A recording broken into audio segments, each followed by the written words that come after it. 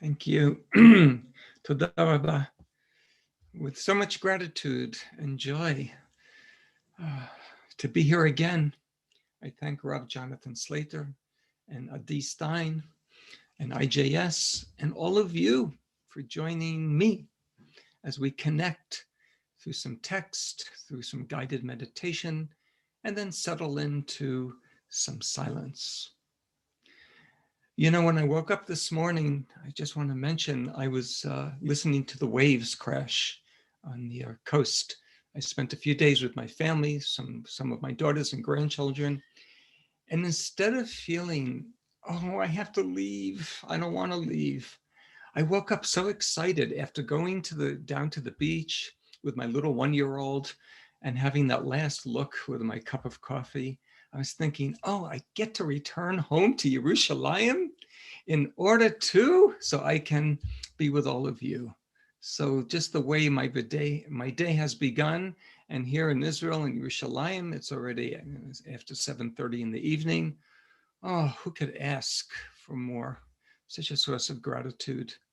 So before we begin delving into some text, and I do want to mention, I won't be able to share all of the text, but you have it there and you can print it out. And I would encourage you to be able to review it more in depth, but I'll touch on some of the key parts, and that will help us move into our meditation. But before we do that, I'd like to invite everyone as a way to come together within ourselves, mind, body, heart, and soul, all those energies moving from above to below, from below to above, throughout all of different parts of our body, different parts of our heart and our mind. And I'd like to invite us all to then be with each other in that by receiving, holding, and then returning 3 cycles of inhalation, hold the breath, and then exhalation. I like to see it as, well, I do see it as receiving, not taking a breath, receiving the breath of life. Imagine that we're all Adam and Chava, that very first breath that was blown into Adam and Chava. It's been being blown into all of us ever since.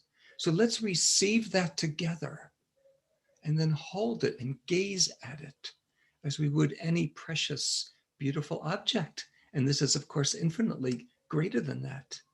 And then with gratitude, gently return the gift, which we call exhalation. Let's share 3 cycles of that together, and then we'll move into some text.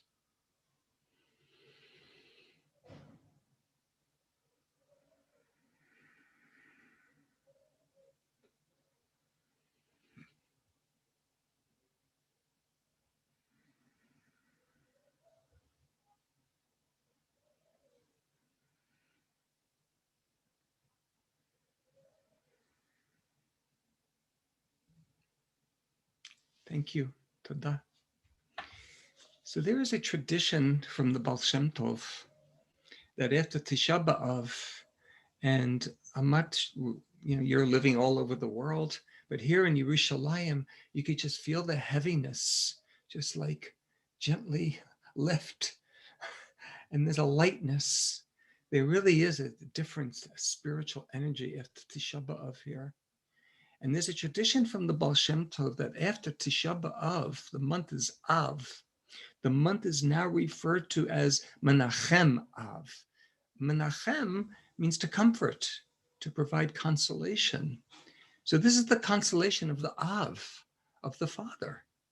This emphasizes the aspect of relating to the divine, relating to God as Avinu, as our Father, rather than at times Malkenu, our King.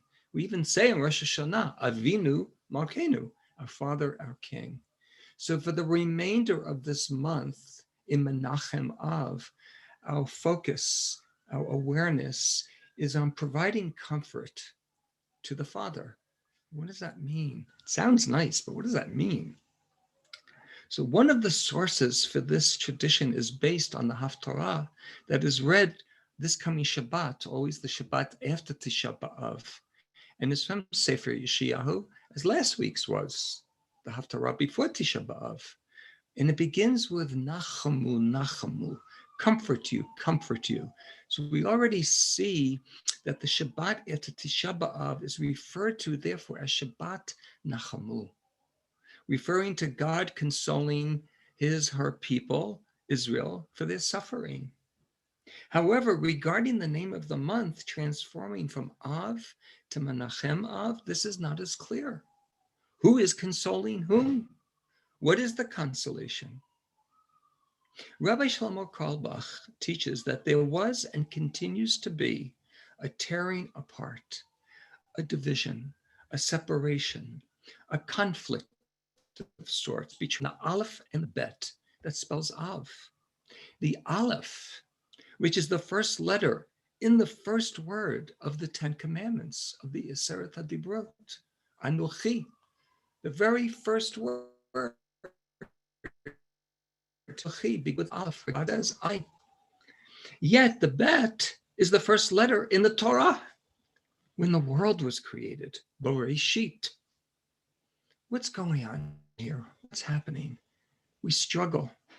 We are torn apart. We are confused between living Torah, the Aleph, and living in the world, the Bet, between being a Jew and being human.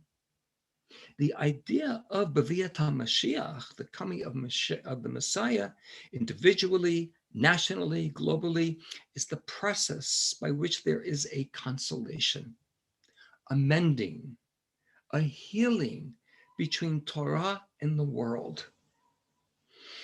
This is the consolation of the Av, of the Father. Hence, we learn in the Yerushalmi, Gemara, Brachot, and in the Midrash, Eicha Rabbah, that the Mashiach is born on Tisha B'Av. And what is the Mashiach's name? Menachem, the comforter, the consoler. So hence, within Tisha B'Av, the potential exists for transformation, from breakage to healing, from galut to geula.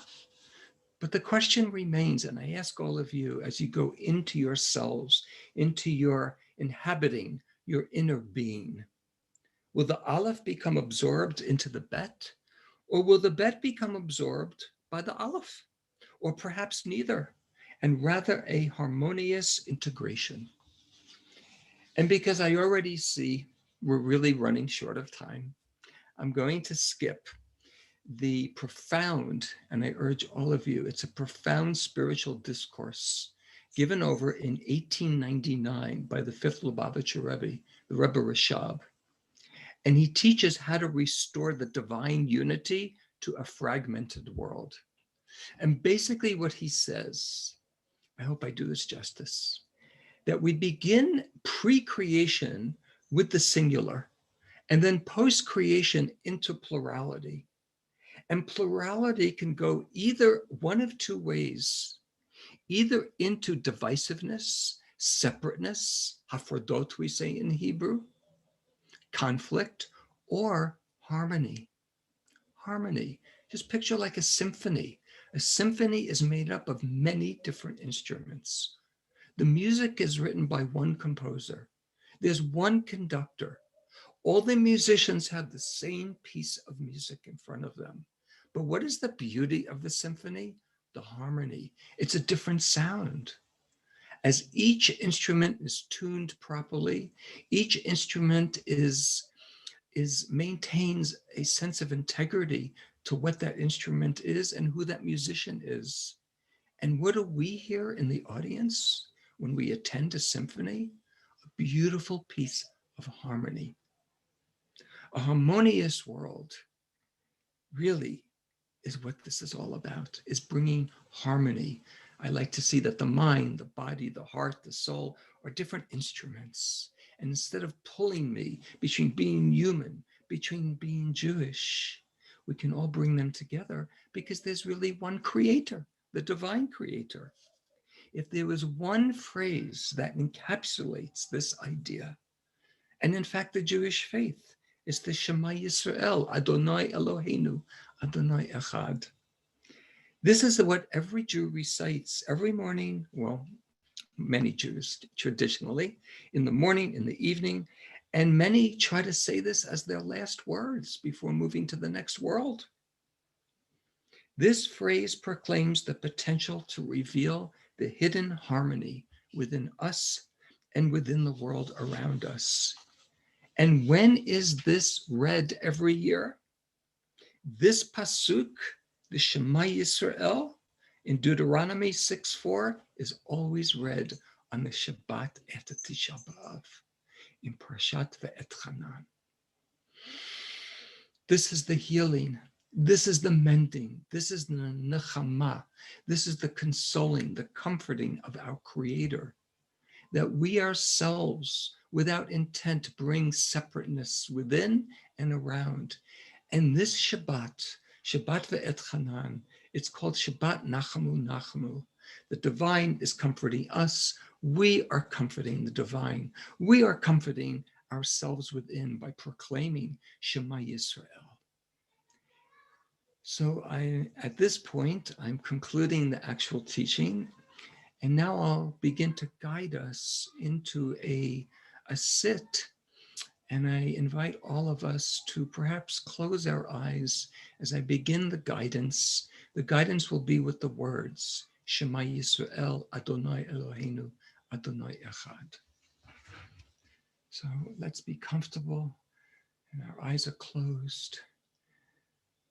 And as we breathe, as we are receiving breath, receive each word, hold the word, and then gradually, with gratitude, return it, and then breathe in the next word. So the first word is Shema. Shema, hear, listen, also meaning understanding. Understand quietly, mindfully, with intention, being present. Shema, Shema. And who's listening? Yisrael. Each one of us has a Yisrael within us. The ego listens and understands that the Yisrael within me is the struggle within me to bring resolution to the conflict between my spirituality, my Judaism, my being a physical being in the world, my humanness, the struggle with God and the struggle with humankind. We know that when Yaakov was told by the angel that his name was going to be changed to Yisrael, it's because the angel said, Kisavita, you have struggled with God and with humankind. But you have prevailed by bringing harmony. And to trust that I can prevail, this is the Yisrael in me. And what am I struggling with? The Yud-Ke Vav-Ke, the Adonai, the transcendent aspect of God, the unknowable, the infinite, the undefinable, the singular point preceding creation is also Eloheinu, ours. We possess this. This is a connection, a relationship, the visceral experience of bringing the transcendental aspect into the immanent aspect. It's the same God. It's just a different experience of the same God. As the creator creating plurality, because each one of us experiences this differently, including the me, the finite dimension in the world. And then we bring the harmony, we bring the resolution with the final Adonai. This is the higher aspect of God that includes both the infinite and the finite, the oneness of the transcendent and the immanent that follows after the human being brings harmony to the fragmentation by revealing in thought, in speech, and deed the oneness, the achdut in the world, which is not sameness, it's that harmony. And we end the Shema with echad, the ultimate expression of who we are, as each one of us testifies as a witness to this essential truth. So I invite us now to gently, to softly lean into, drop into, move into breathing, receiving, holding, and returning these beautiful words of Shema Yisrael, Adonai Eloheinu, Adonai Echad. And we'll sit in silence, meditating on bringing that harmony to ourselves and to others around us, and to the world around us.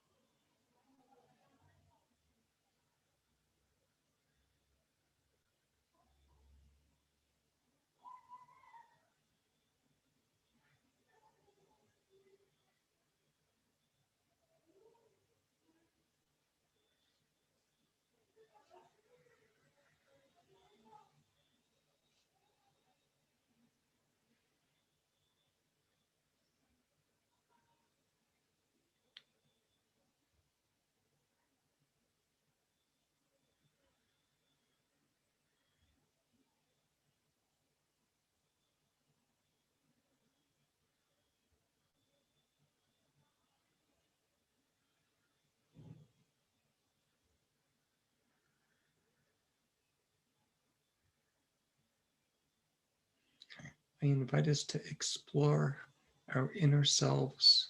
And as we see and become aware and feel the different parts, let's bring them into harmony. Let's make sure they're all in tune and they're coming together in harmony, all created by the same creator, all inhabiting the same, each one of the me.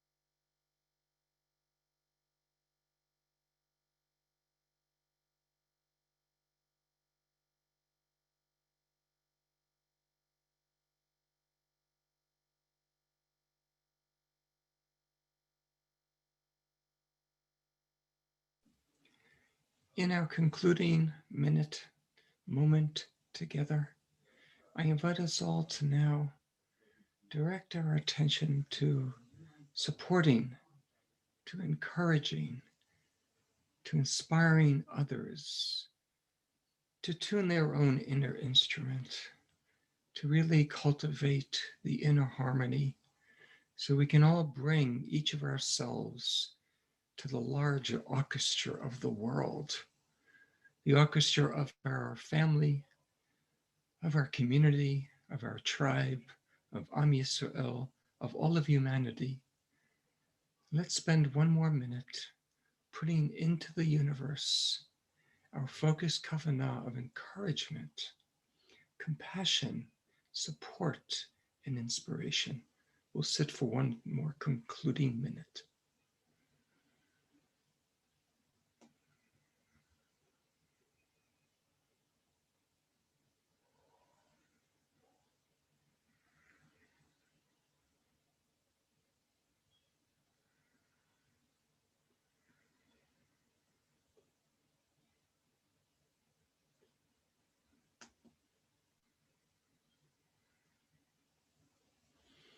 And as we conclude, I invite us all to share together one cycle of receiving, holding, and returning Nishmat Chayim, the very living spirit through the breath.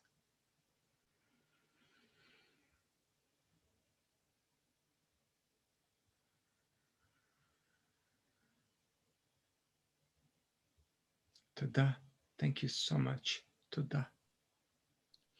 And thank you, Yiscah, for leading us in meditation and teaching us today. We invite those of you who wish to unmute now and to join in the recitation of the Kaddish to conclude this meditation session. And hopefully bring in some of that nechama, that consolation, which is the gift now of Menachem Av, as Yiscah so beautifully taught us. Yitgadal v'yitkadash shemei Rabbah. Amen.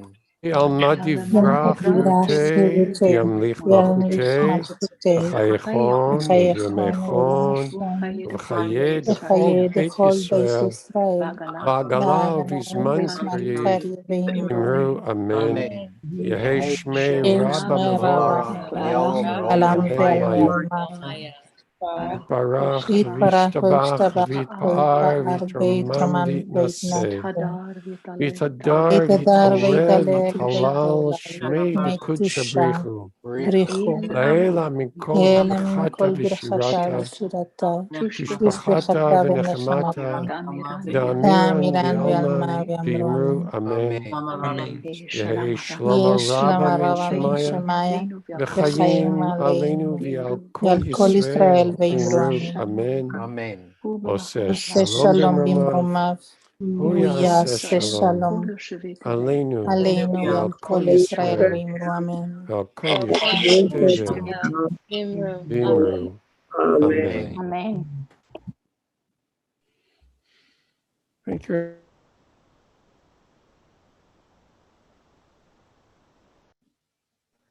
Jonathan, you need to unmute. Thank you, everyone, for your presence here today, for your dedication to practice, for your participation in our meditation. And we're happy to invite questions for Yiscah Smith to respond. I'd welcome guidance on steps to help move toward inner harmony, echad, when one is feeling especially fragmented.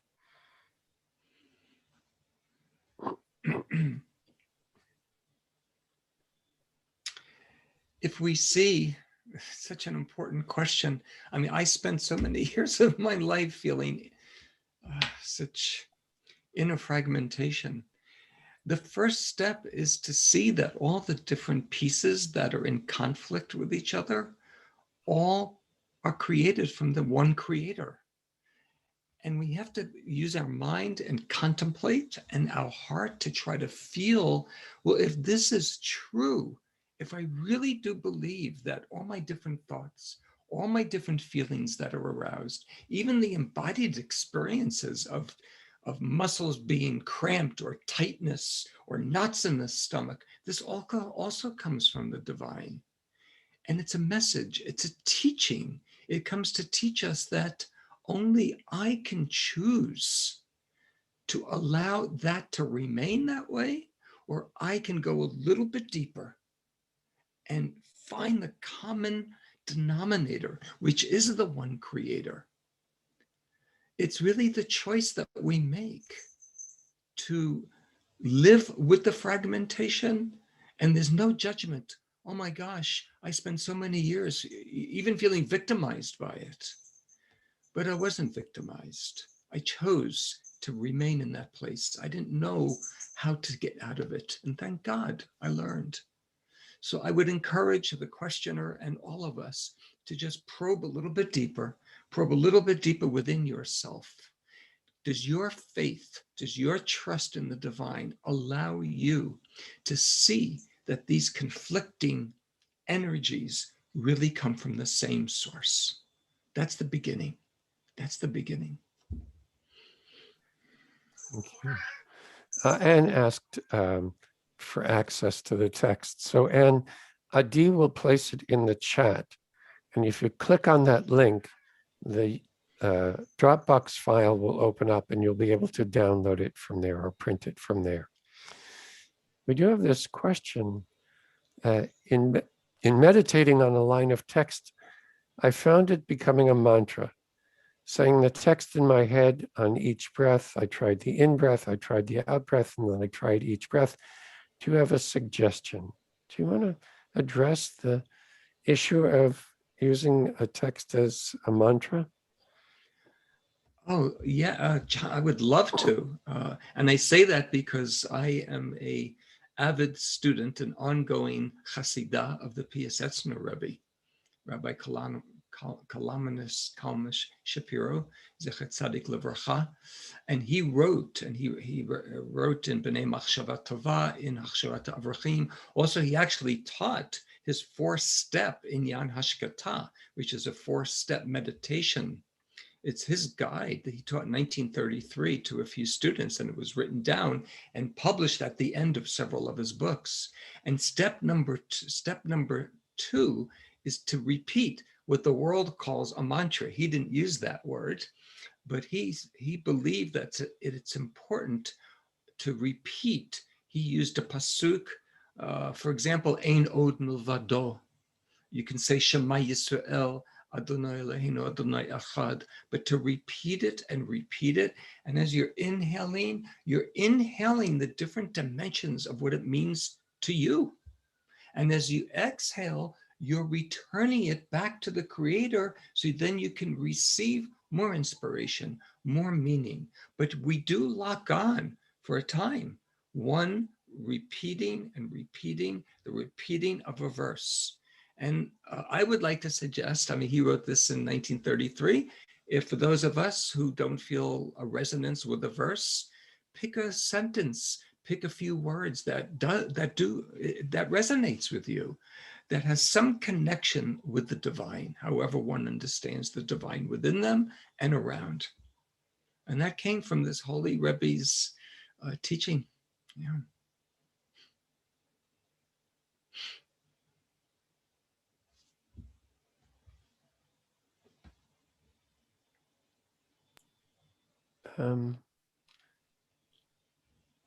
I think that may be the questions that we have so far. Yiscah, do you want to go back and address your understanding of Aleph and Bet and how that then is such an important part of this practice for this moment and for our approaching Rosh Hashanah and Yom Kippur? Yes. Wow. Yes, so I've come to see that if I allow myself, there's a phrase, it's a pedestrian phrase, it's like rather in English, there are 3 kinds of people who make things happen, people who watch things happen, and people who wonder what happened. So I'd like to see myself as cultivating the practice of being more responsive rather than reactive, or, God forbid, not even present at all. In that, I can't but help welcome and embrace the conflict, because initially it is a conflict. I have a Jewish identity that's very strong. It's a Zionist identity. I live in Israel for years. I'm an Israeli, dual citizenship. And that's a very, very big part of who I am, is being a Jewish, spiritually based Jew, traditional. I'm post-denominational. I don't affiliate with any group, but for the past 10, 12 years that I've been sitting and meditating, I've been teaching text for 45 years. It's a big part of my life. And yes. And at the same time, dafka, because I teach spiritual Torah and I lead meditations in my garden every other Shabbat, and I've traveled all over the world, both physically and on Zoom, I also very much connect to my being human. And for example, I've led several talks and guidance with the Spiritual Directors International, SDI, and most of the people in the room were not Jewish. So I have actually, by going deeper, which is exactly what the Rebbe Rashab says to do, by going deeper beyond the external obvious of differences between I'm a Jew and I'm a human, I actually can uncover this precious gem of unity. And it's not because I'm the same. It's not the Aleph becoming part of the Bet, or the Bet becoming part of the Aleph. But I, as a human, have a lot of space and expanded consciousness, what we call in Kabbalah mochin de galut, to express my humanness. And as a human, I have a large space to express my Judaism. And that's part of what I believe we need to cultivate, if I could say the word need, or I would urge us all to consider cultivating this expanded, this mochin de gadlut from a mochin de katnut, from, either it's this or it's that. It's not an either or. It's elu ve'elu, as we read in the Gemara. Elu ve'elu divrei Elokim chayim. Both this and those are the words of the living God. God created me as a human being. That's the bet in Bereshit bara. In the beginning, God created all of us. But God also, for reasons, asher bracha banu mikol ha'amim, I don't know why, I'm part of the tribe. And as a member of the tribe, I'm told that I have a Torah. But the Torah does not cancel out, God forbid, my capacity to be in God's world. And being in God's world does not cancel out my being with Torah. Beautiful, and such an important teaching today, when people see it as either or that I need to be with my tribe, and that's the only way that I have a place in the world, to be able to recognize that being rooted in the tribe is for the sake of opening to the world, and the world can direct me back to my being, just who I am. Yeah. Such an important teaching. Well, wonderful. I don't see any other questions at the moment. Perhaps we should take that as a sign of how deep and how accessible the teaching was, and what an invitation it is to bring this into our practice day to day throughout this period of menachem, of this time of consolation. And again, just to pick up what you said, that it is nachamu, nachamu, that the Haftarah for this Shabbat begins with two words of consolation. That God is saying, Israel, be consoled. I'm still here. And we're saying to God, be consoled. We haven't abandoned you. It's such important work. Thank you, Yiscah. Thank you, Adi. Thank you, everyone, for being here. And we look forward to joining together again tomorrow at 12:30 Eastern for our daily meditation. Bye-bye.